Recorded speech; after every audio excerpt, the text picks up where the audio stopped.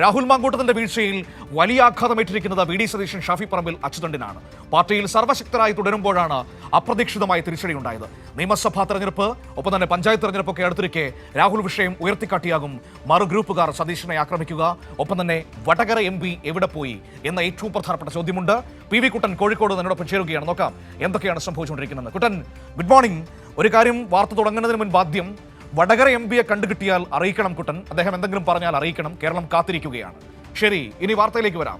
വാർത്തയിലേക്ക് എത്തുകയാണെങ്കിൽ കുട്ടൻ, ഇവിടെ രാഹുൽ മാങ്കൂട്ടം രാജിവെച്ച് പുറത്തു പോകുമ്പോൾ യഥാർത്ഥത്തിൽ വീഴുന്നത് വി ഡി സതീശൻ, ഷാഫി പറമ്പിൽ, രാഹുൽ മാങ്കൂട്ടം, ആ അച്യുതണ്ടാണോ? കോൺഗ്രസിലെ ആ സമവാക്യം ഇവിടെ അവസാനിക്കുകയാണോ? ഒരർത്ഥത്തിൽ പറഞ്ഞാൽ വി ഡി സതീശന്റെ അപ്രമാദിത്വത്തിനും തിരിച്ചടിയേൽക്കുകയാണോ? മനു, ഒന്ന് നോക്കൂ, കഴിഞ്ഞ കുറേ നാളുകളെ, അതായത് നമ്മൾ കോൺഗ്രസ് രാഷ്ട്രീയം എത്രയോ കാലങ്ങളായി കാണുന്നതാണ്, വാർത്ത നൽകുന്നതാണ്. പക്ഷേ കഴിഞ്ഞ കുറച്ച് നാൾ, ഒരു 4-5 വർഷത്തിനുള്ളിൽ രൂപപ്പെട്ട ഒരു പുതിയ അച്യുതണ്ടാണ് വി ഡി സതീശൻ, ഷാഫി പറമ്പിൽ, അതോടൊപ്പം തന്നെ രാഹുൽ മാങ്കൂട്ടം. ഇവരെത്ര ധാർഷ്ട്യത്തോടും അധികാരത്തോടു കൂടിയാണ് കേരളീയ സമൂഹത്തിൽ പെരുമാറിയതെന്നൊക്കെ നമ്മുടെ കൺമുന്നിൽ ഒരുപാട് ഉദാഹരണങ്ങളുണ്ട്. അതായത് ഈ പുതിയ ഗ്രൂപ്പ് രൂപപ്പെട്ടിരുന്നത്, ഈ പുതിയ അച്യുതണ്ട് രൂപപ്പെടുന്നത് തന്നെ വലിയൊരു ചതിയിലൂടെയാണ്. 2021 അന്ന് പ്രതിപക്ഷ നേതാവ് സ്ഥാനത്തേക്ക് രമേശ് ചെന്നിത്തലയുടെ പേരാണ് കോൺഗ്രസിനകത്ത് ഭൂരിഭാഗം നേതാക്കളും ഉയർത്തിയത്. അതായത് ആ പ്രതിപക്ഷ നേതൃസ്ഥാനം തുടരാൻ വേണ്ടി തന്നെയായിരുന്നു തീരുമാനിച്ചിരുന്നത്. മുതിർന്ന നേതാവ്, അന്തരിച്ച മുൻ മുഖ്യമന്ത്രി കൂടിയായ കോൺഗ്രസിൻ്റെ വളരെ മുതിർന്ന നേതാവ് ഉമ്മൻചാണ്ടി, അദ്ദേഹം നിർദ്ദേശിച്ച പേരും രമേശ് ചെന്നിത്തലയുടെയാണ്. അതിന് കൃത്യമായി ഗ്രൂപ്പിൻ്റെ കാര്യങ്ങളൊക്കെ കോർഡിനേറ്റ് ചെയ്യുന്നതിന് വേണ്ടി ഉമ്മൻചാണ്ടി ഏൽപ്പിച്ചിരുന്നത് ഷാഫി പറമ്പലിനെയായിരുന്നു. അന്ന് ഉമ്മൻചാണ്ടി അസുഖബാധിതനായി വിശ്രമിക്കുന്ന ഘട്ടത്തിലായിരുന്നു. ഷാഫിയോടാണ് പറയുന്നത് രമേശ് ചെന്നിത്തലയാണ് നമ്മുടെ കാൻഡിഡേറ്റ്, അതിനുവേണ്ടിയുള്ള പ്രവർത്തനങ്ങൾ നടത്തണമെന്ന്. പക്ഷേ തിരിച്ച് ആ റൂമിൽ നിന്നും പുറത്തിറങ്ങിയ ഷാഫി പറമ്പിൽ ചെയ്തതെന്താണെന്ന് പിന്നീട് കേരളം കണ്ടിരുന്നു. ഉമ്മൻചാണ്ടിയെ പോലും ഇത്രയും വിശ്വസിച്ച്, അതായത് ഷാഫിയുടെ പൊളിറ്റിക്കൽ ഗോഡ് ഫാദർ ആയിരുന്നു ഉമ്മൻചാണ്ടി. അതൊക്കെ നമുക്ക് കേരളത്തിന് മുഴുവൻ അറിയാം, നമുക്കും അറിയാം. പക്ഷേ ആ ഉമ്മൻചാണ്ടിയെ പോലും വഞ്ചിച്ചുകൊണ്ട് ഷാഫി പുതിയൊരു ഗ്രൂപ്പിന് തുടക്കമിടുകയായിരുന്നു. അപ്രതീക്ഷിതമായി, അതായത് രമേശ് ചെന്നിത്തല, ഉമ്മൻചാണ്ടി ഒന്നും പ്രതീക്ഷിക്കാതെ അവിചാരിതമായി ഷാഫി പറമ്പിൽ വി ഡി സതീശന് വേണ്ടി പ്രവർത്തിച്ചു. ആ ഓപ്പറേഷൻ മുഴുവൻ നടത്തി. അങ്ങനെ വി ഡി സതീശനെ പ്രതിപക്ഷ നേതാവാക്കുന്നതിൽ വലിയ പങ്ക് വഹിച്ചത് ഷാഫി പറമ്പിലാണ്. ആ ഒരു ഘട്ടം മുതലാണ് ഈ പുതിയൊരു ഗ്രൂപ്പ് സമവാക്യം ഉടലെടുക്കുന്നത്.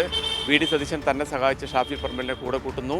അതേസമയത്ത് തന്നെ ഷാഫി പറമ്പിൽ തൻ്റെ ഏറ്റവും വിശ്വസനായ രാഹുൽ മാങ്കൂട്ടത്തിലെയും കൂടെ കൂട്ടുന്നു. ഈ 3 പേരുടെ പ്രവർത്തനങ്ങളാണ് പിന്നീട് കേരളം മുഴുവൻ നമ്മൾ കണ്ടത്. ഇപ്പോൾ പാലക്കാട് ബൈ ഇലക്ഷൻ സമയത്തൊക്കെ നമുക്കറിയാം, പാലക്കാട് ജില്ലയിൽ ഒരുപാട് മിടുക്കരായ കഴിവുള്ള നേതാക്കൾ യൂത്ത് കോൺഗ്രസിലായാലും ഉണ്ടായിരുന്നു.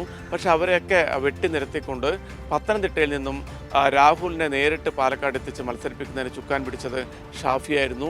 അതിനുശേഷം നടക്കുന്ന പെട്ടി വിവാദം ഉൾപ്പെടെയുള്ള ഒരുപാട് കാര്യങ്ങൾ നമ്മൾ നേരിട്ട് കണ്ടതാണ്. ഇതിന് ഏറ്റവും പ്രധാനപ്പെട്ട കാര്യം, ഈ കഴിഞ്ഞ ദിവസം ഈ രാഹുലിൻ്റെ വിഷയമൊക്കെ വന്ന ഘട്ടത്തിൽ കോൺഗ്രസിൻ്റെ ഏറ്റവും പ്രധാനപ്പെട്ട നേതാക്കളൊക്കെ നമ്മളോട് വ്യക്തിപരമായി സംസാരിക്കുമ്പോൾ പറഞ്ഞത്, ഈ ധാർഷ്ട്യം അവസാനിപ്പിക്കേണ്ടതല്ലേ? അതായത് വി ഡി സതീശന് പഠിക്കുകയാണ് രാഹുൽ മാങ്കൂട്ടത്തിൽ എന്നുള്ളതാണ്. എതിർ രാഷ്ട്രീയ ചേരിയിൽപ്പെട്ട വളരെ സമുന്നതരായ നേതാക്കൾ, നമുക്കറിയാം കേരളം ഏറ്റവും കൂടുതൽ ആദരിക്കുന്ന നേതാക്കളെ പോലും പേരെടുത്ത് പറഞ്ഞുകൊണ്ടൊക്കെ അപഹസിക്കുന്ന ഒരു പ്രത്യേകതരം രാഷ്ട്രീയ ശൈലിയായിരുന്നു രാഹുൽ മാങ്കൂട്ടത്തിൻ്റെത്.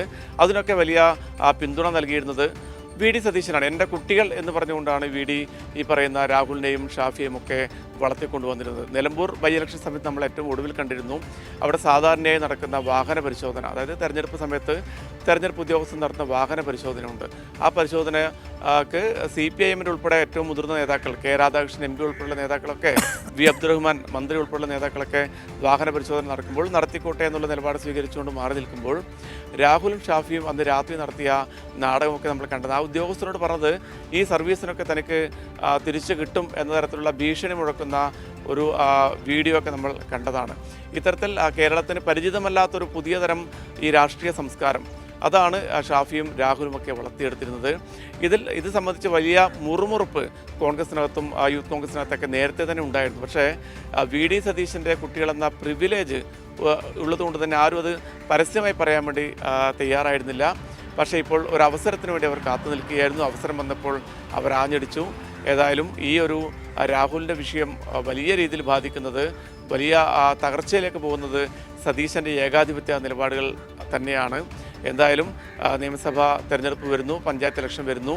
ഈ ഒരു ഘട്ടത്തിൽ സതീശിനെ അടിക്കുന്നതിന് വേണ്ടി എതിർ ഗ്രൂപ്പുകാർ വളരെ കൃത്യമായി രാഹുലിൻ്റെ വിഷയം ഉയർത്തും എന്ന കാര്യത്തിൽ ഒരു സംശയമില്ല. ഷാഫി പറമ്പിൽ നമുക്കറിയാം, കേരളത്തിലെ എല്ലാ വിഷയങ്ങൾക്കകത്തും പ്രതികരിച്ചുകൊണ്ട് മാധ്യമങ്ങൾക്ക് മുന്നിൽ നിരന്തരം മാധ്യമപ്രവർത്തകർ അങ്ങോട്ട് വിളിച്ചുകൊണ്ട് നിരന്തരം എത്തുന്ന നേതാവാണ് ഷാഫി പറമ്പിൽ.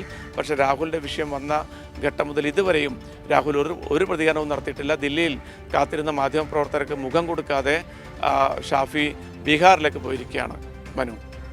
ശരി, അപ്പോൾ കണ്ടുകിട്ടിയാൽ അറിയിക്കുക കുട്ടൻ. ഏതായാലും ഇനിയിപ്പോൾ ഷാഫി പറമ്പിൽ ബീഹാറിലേക്ക് പോയിരിക്കുന്നു, മറുപടിയില്ല. വടകരയുടെ എം പിയാണ്, കുട്ടൻ്റെയൊക്കെ സമീപ പ്രദേശമാണ് വടകര, നമുക്കറിയാമല്ലോ കോഴിക്കോടിൻ്റെ. അപ്പോൾ അവിടെ നിന്നും ഒരു മറുപടിയും കിട്ടുന്നില്ല, കേൾക്കാനേ ഇല്ല. ഇങ്ങനെ വല്ലാത്തൊരു നിശബ്ദത ഇങ്ങനെ നിൽക്കുകയാണ് കോൺഗ്രസ് സൈബർ ഹാൻഡിലൊക്കെ. കാരണം ആ സൈബർ ഹാൻഡിലൊക്കെ നിയന്ത്രിച്ചിരുന്നത് രാഹുൽ മാങ്കൂട്ടം അടക്കമുള്ളവരായിരുന്നല്ലോ. അതുകൊണ്ട് തന്നെ ഇപ്പോൾ ഇങ്ങനെ നാഥനില്ല കളരിയായ സൈബർ ഹാൻഡിലുകളൊക്കെ ഇങ്ങനെ കിടക്കുകയാണ്. നമുക്ക് കാത്തിരിക്കാം